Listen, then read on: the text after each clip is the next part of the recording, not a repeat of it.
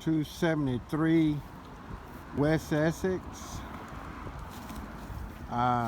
phase 2, week 2. It's coming along really good. The shutters are up on property. Porch, got the refinished porch on the other side, and continue with the painting.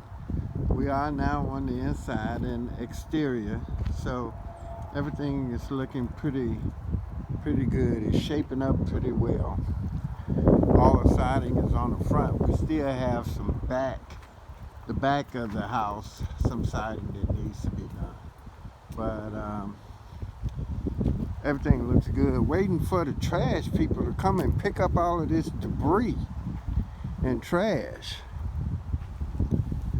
We've been calling them, so we're still waiting for that. But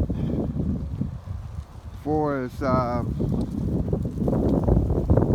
everything on the exterior of this particular house, 273 West Essex, is looking really well, coming along really well.